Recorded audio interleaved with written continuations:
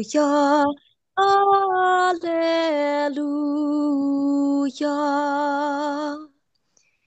You are Peter, and upon this rock I will build my church, and the gates of the netherworld shall not prevail against it. Alleluia, alleluia, alleluia, alleluia, alleluia, alleluia, alleluia, Hallelujah.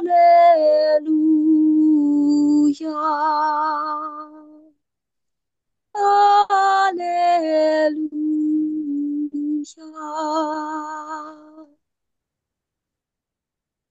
The Lord be with you. And with your spirit.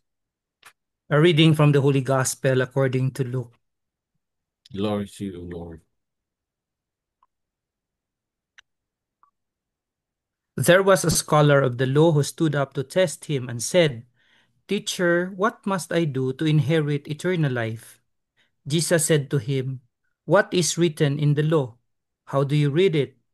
He said in reply, "You shall love the Lord your God with all your heart, with all your being, and with all your strength, and with all your mind, and your neighbor as yourself." He replied to him, "You have answered correctly. Do this, and you will live." But because he wished to justify himself, he said to Jesus, "And who is my neighbor?" Jesus replied, "A man fell victim to robbers as he went down from Jerusalem to Jericho. They stripped and beat him and went off, leaving him half dead. A priest happened to be going down that road, but when he saw him, he passed by on the opposite road. Likewise, a Levite came to the place, and when he saw him, he passed by on the opposite side. But a Samaritan traveler who came upon him was moved with compassion at the sight. He approached the victim, poured oil and wine over his wounds, and bandaged them. Then he lifted him up on his own animal, took him to an inn, and cared for him. The next day he took out 2 silver coins and gave them to the innkeeper with the instruction, "Take care of him. If you spend more than what I have given you, I shall repay you on my way back." Which of these three, in your opinion, was neighbor to the robbers, to the robber's victim? He answered, "The one who treated him with mercy." And Jesus said to him, "Go and do likewise." The Gospel of the Lord. Praise Praise to you, O Lord Jesus Christ. Jesus Christ.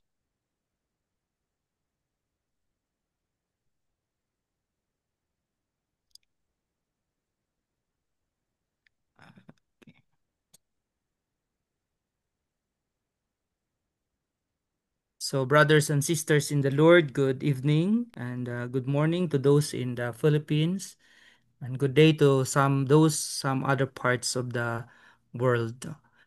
Supposedly, one of the seminary fathers is assigned for tonight, but just the other day, the in charge, no, Father J. Tanya, communicated that there's an emergency schedule requested by one of the parishes for the Bugas Mass. No, we call it Bugas Mass, Mass for the seminarians, no, to gather rice. No, so they have to respond to it, and they asked me to cover for this evening. And of course, on behalf of Doxes, thank you so much, no, for being a community, praying together for the successful surgery and hopefully the fast recovery of Kuya Sani and all our brothers and sisters who have been included in our intentions, no? Be it for the health, no, and some other concerns and difficulties that they have been through. So this is one way of being in solidarity with our brothers and sisters. Okay, so as you may have noticed, especially during our GCC, I try to provide some what we call the catechetical reflection. It's very important that we understand the context, and we call it the exegesis. No? Exegesis is the interpretation, because of course we have our own interpretation of the gospel, but when we based it from the teaching of the church, including our church fathers, there is so much, I would say, treasure, and that is where the teaching authority of the church comes. No? So that is how I'll try to approach it that way. No, so it's quite a bit long, because ordinarily at mass, no, we can have as short as 5 minutes or 10 minutes for the homily. But this one, we have to be a little bit thorough, so that when you go to your respective celebration, so at least you have a good grasp of what you are hearing from the Word of God. So we are now in the 15th Sunday in Ordinary Time.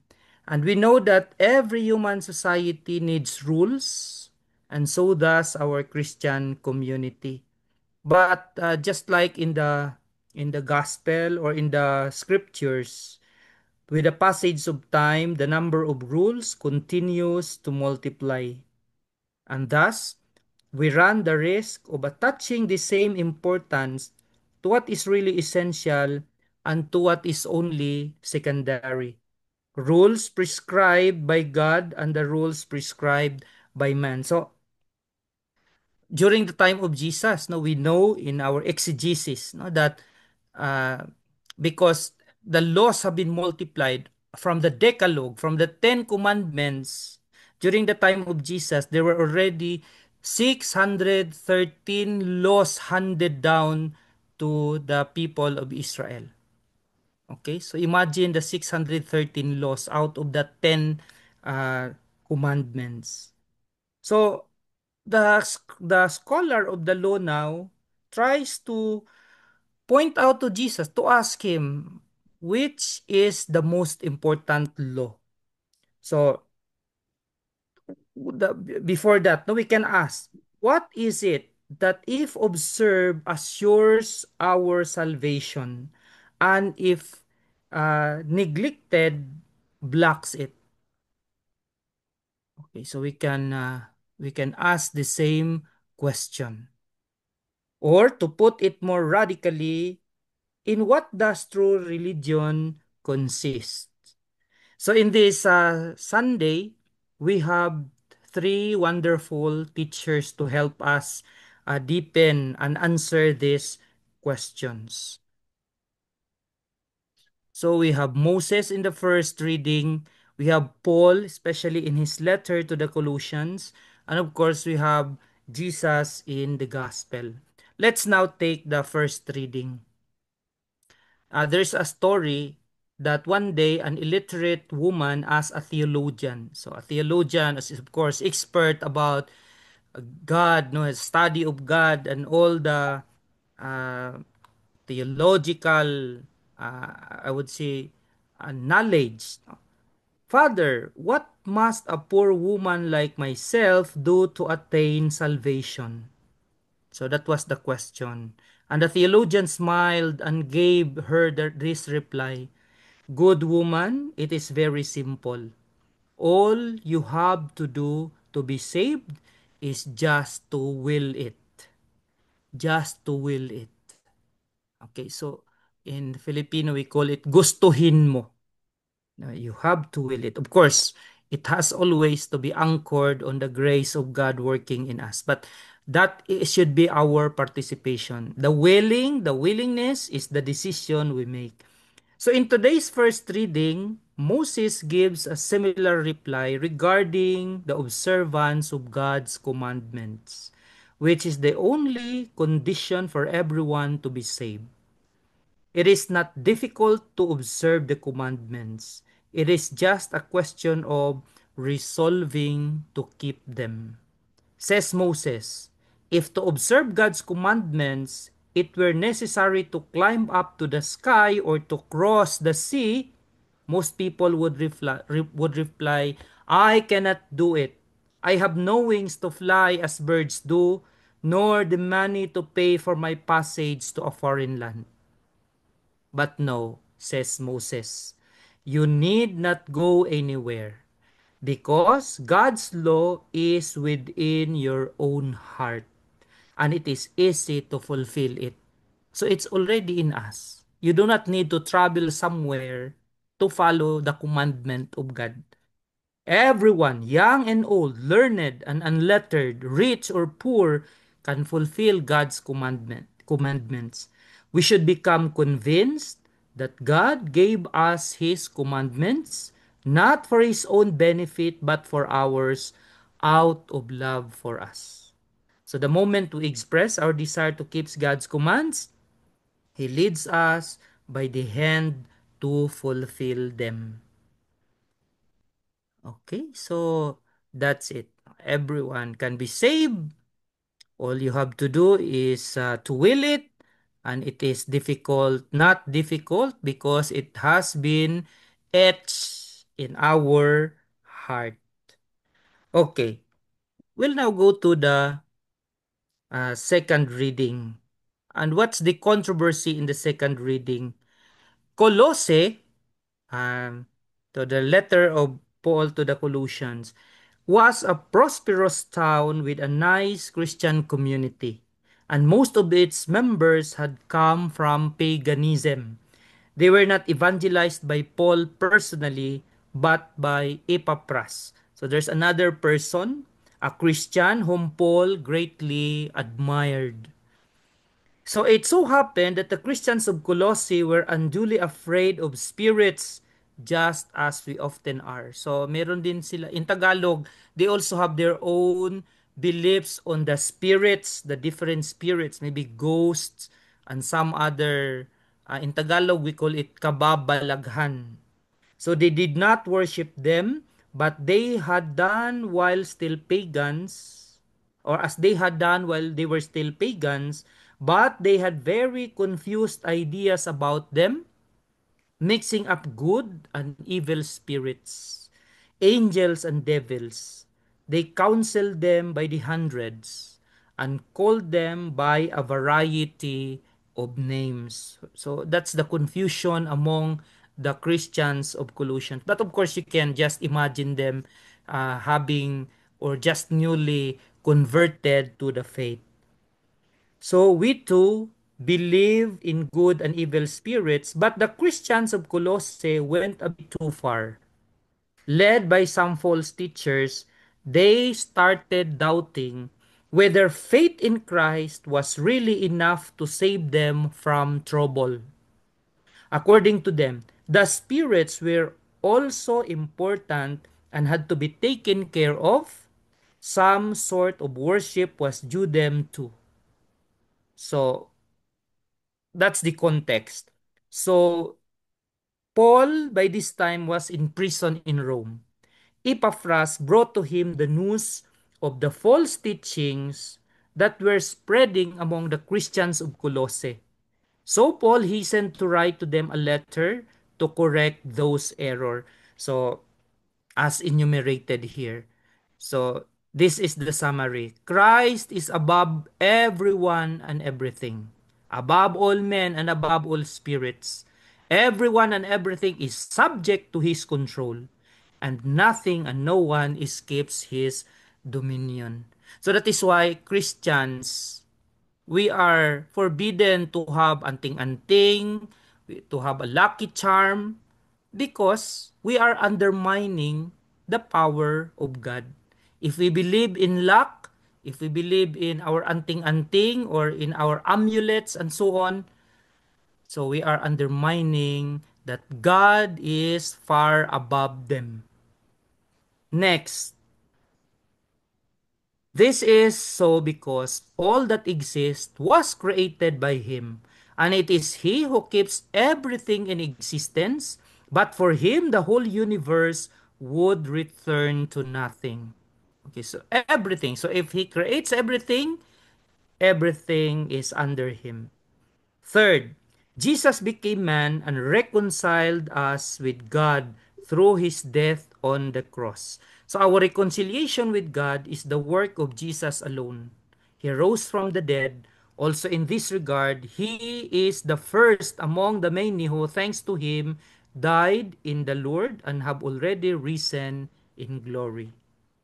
Fourth, Christ is not far from us. In fact, he is the head of the church, a body of which we Christians are the members. So we are the mystical body of Christ. By virtue of our baptism, we have been part. And finally, Christ has been our beginning, so he will be our end, our goal. In heaven also, Christ will be our head, and we his members. Okay, so Paul is telling them in summary, give up your discussions about good and evil spirits. What matters is to be united to Christ through the life in the Spirit. Keep close to Him, and no number of evil spirits can cause you harm. Still less can they block your salvation. Sometimes you are so overwhelmed, especially with the Filipino culture. No, we are spirit believers. That is why in my catechesis with some of our faithful, the when the priest during our baptism makes a sign of the cross, so it marks to us the the saving cross of the Lord. And by our baptism, we have already become His very temple. So if we become temples of the Lord, so no spirit can dominate us. Okay, so I think it's very important. So Moses had told the Jews that God's law was written in their hearts. It was easy for them to keep it. Paul tells the Christian of Colossians and all of us that we form one body with Christ. Hence, salvation is easy and no one can block it. All we have to do to be saved is to keep united to Christ. Now, we go to the gospel. And this is very interesting.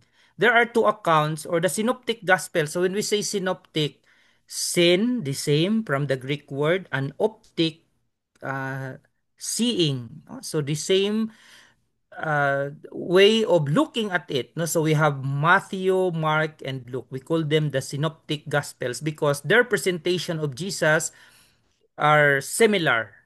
Okay, in Luke, the gospel that we read today, it's he asked, "Teacher, was not the scribe, the scholar of the law?" So this was his question. "Teacher, what must I do to inherit eternal life?" In the accounts of Matthew and Mark, they have it in another way. "Teacher, which commandment of the law is the greatest?" Both questions come to mean the same. And what is that? What is it that really counts for a person to be saved? I do not know if you have asked this yourself. I think it's very good to ask this question ourselves. What must we do so that we will be saved?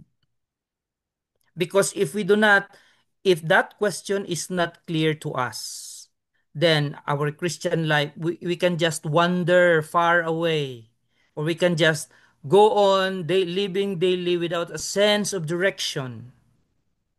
Okay, but if it is very clear to us, then uh, our Christian life uh, will be in the right place. So instead of giving an answer, Jesus in turn put to the man the question, "What is written in the law? How do you read it?" And Jesus meant, "You are a teacher of the law. You already know the answer to your question. Kindly tell us." It is as if he's telling the scholar. Without hesitation, we know the scholar of the law answer by quoting from the book of Deuteronomy. No, that's read in the first reading, and from the book of Leviticus. "You shall love the Lord your God with all your heart and with all your soul and with all your strength and with all and your neighbor as yourself. This is very significant because any Jewish child would have given the same answer since it formed part of a prayer which children learn from their mothers as soon as they were able to speak. So this is second nature of the every Jewish children, meaning they have memorized it by heart. But the teacher quickly proceeded to the second question, this one being the object of endless discussions among the theologians of the time. And who is my neighbor? In other words, whom am I bound to love and whom may I exclude from my love or even hate? So this is very interesting because it is as if telling, okay, who are those whom will I love and who are those whom I will not love or I can hate? Okay. So this is the context. The Jewish teachers of the time had come to the conclusion that the command of loving one's own neighbor extended only to fellow Jews. So meaning if you are a Jew, so you have to love your fellow Jew. But people of other nations could be hated at will. In fact, it was their obligation to do so with people who caused harm to Israel. So that is why we understand why until now there is so much tension going on in the Middle East. But Jesus hastened to correct that opinion by means of a parable.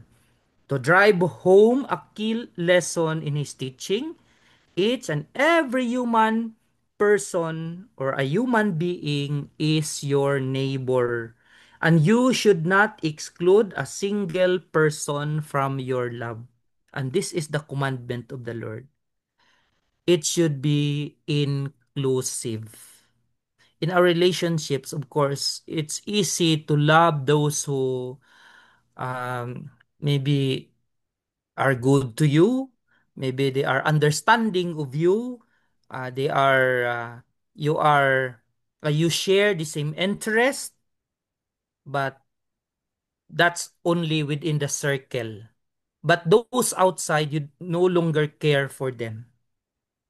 But the Lord is telling us the other way around because it's not only those who are who you are expected to love your loved ones, but even your enemies, everybody. Okay, and this is the parable tells us about the two religious people. Okay, to these two religious people, we have the priest and the Levite, and we know what happened. Uh, the Jews hated the people of the region called Samaria, because the Samaritans were the descendants of a mixture of Jews and pagans. They accepted only the five books of Moses, the so-called Torah, as revealed by God, but they refused to worship the temple of Jerusalem and worshipped instead at another temple on Mount Gerizim closer to their main town. Thus, the Jews considered them heretics. So there is already this long history of misunderstanding and conflict with the Samaritans. And in fact, the grossest insult a Jew could throw at another was to call him Samaritan. On an occasion, the religious leaders of the Jews insulted Jesus that way. Are we not right in saying that you are a Samaritan and are possessed? So we read that in the Gospel of John, chapter 8:48. So needless to say that the Samaritans repaid in kind the hatred the Jews felt for them. It was dangerous for Jews to pass through Samaritan country unless they did it in groups. So I do not know if you're familiar with some accounts that Jesus would be going to Jerusalem, supposedly passing by Samaria because that's the shortest route. But the disciples do not want him to pass that area because it's so dangerous. So it is against this background that the parable of the Good Samaritan must be read if we want to understand it well. Okay, so let's go to some of its details. A man fell victim to robbers as he went down from Jerusalem to Jericho. So those of you who were into pilgrimage, there are around 30 kilometers from Jerusalem to Jericho. Many years after Jesus had explained the parable, the road was still called the Red Road on account of the blood that had been shed along it in countless murders. It was imprudent for a person to travel alone. Groups of bandits were always on the lookout for lonely travelers, and like so many others, the man of the parable fell into their hands. Then a priest happened to be going down that road, but when he saw the man, he passed by on the opposite side. So both priest and the Levite is also from the priestly tribe. So we're probably going back to their home in Jericho after a week's duty in the temple of Jerusalem. They had spent a whole week performing religious duties like offering sacrifices, singing psalms, reading the scriptures, and so on. In their worship, they had scrupulously observed endless prescriptions of the law, but their worship had not added an ounce of love and to their lives, as their lack of mercy towards the wounded man clearly shows. And the context of this is any Jew is should not touch any blood, or those who are mothers who have been who have just delivered a baby, or a dead person, because that would make them unclean. So if you become unclean because you were able to touch blood or touch a dead or a woman who just delivered a baby, you have to undergo the purification process. So it would take days. So imagine a priest, you could no longer go to another community to do your function because you have to purify yourself. And so what's the practical way? So he has to just ignore the man lying on the road. He may be right, but it is said here that he lacked sympathy. On two occasions in the gospel, Jesus reminded the Jewish leaders of the words of God in scripture. What I want is mercy, not sacrifice. Because no matter what we do in the altar, in our sacrifices to God, but we do not do it concretely with our neighbors through our works of charity, we still fail. Another important thing that we can reflect on the gospel, but a Samaritan traveler who came upon him was moved with compassion at the sight. So notice with that, what detail does Jesus express the concern of the Samaritan for the wounded man? Was moved by compassion for the wounded man. Bandaged his wounds. After pouring oil and wine on them, the best medicines he had at hand. Put him on the donkey and carried him to the inn.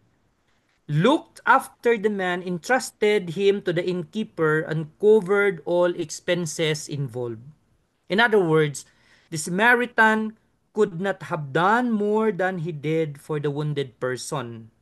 Obviously, the wounded man was a Jew, and that it is what makes the kindness of the Samaritan all the more remarkable. On hearing Jesus' narrative, a common thought must have crossed the mind of Jesus' listeners. Surely no Jew would have ever shown such kindness to a Samaritan. And we conclude with the parable. And Jesus compelled the teacher to draw the conclusion himself by asking, which of these three, in your opinion, was neighbor to the robber's victim?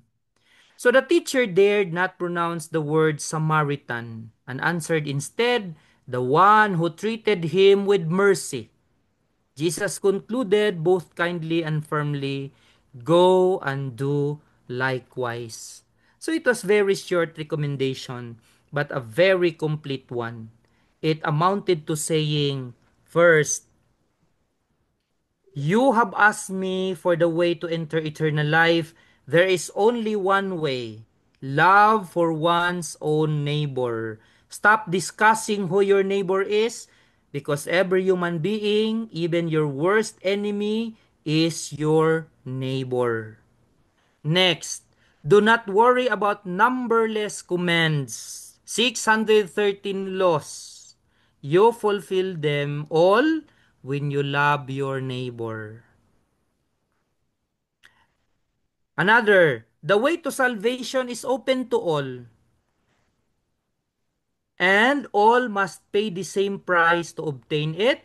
Love for one's neighbor. And finally, neither money.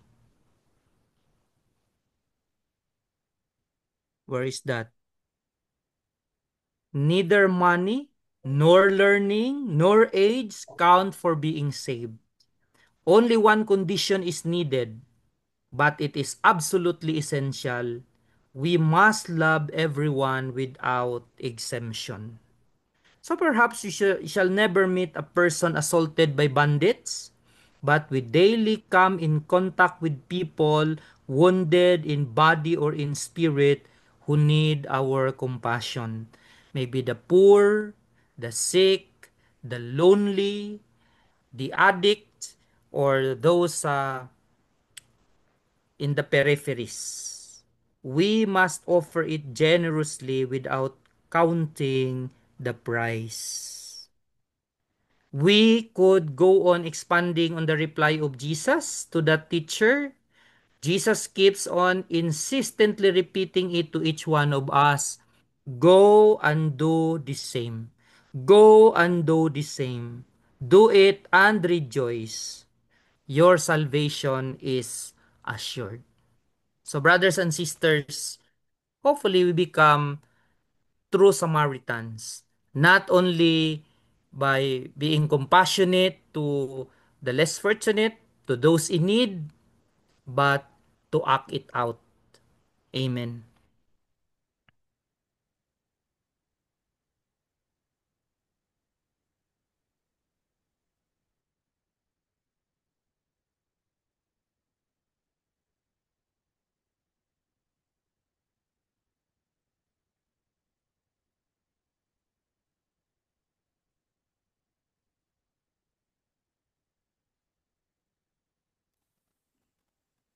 Blessed weekend, everyone.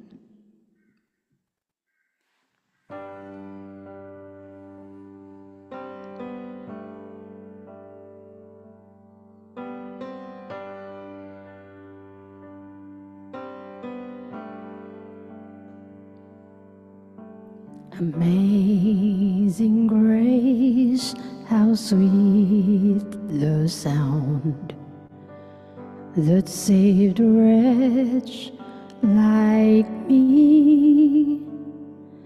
I once was lost, but now I'm found.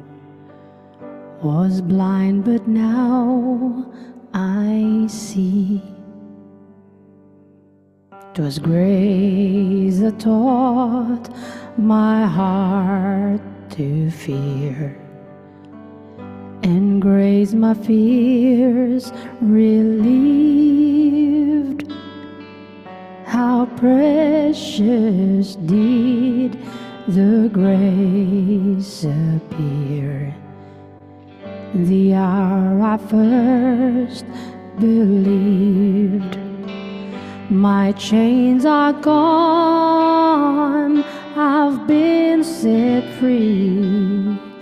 My God, my Savior has ransomed me, and like a flood His mercy reigns, unending love, amazing grace.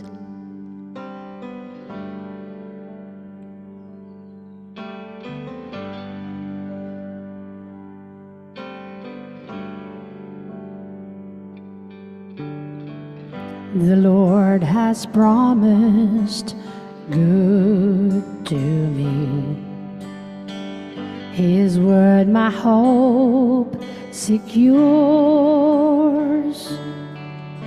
He will my shield and portion be, as long as life endures. My chains are gone, I've been set free. My God, my Savior has ransomed me, and like a flood His mercy reigns, unending love, amazing grace. My chains are gone, I've been set free. My God, my Savior has ransomed me, and like a flood His mercy reigns, unending love, amazing grace.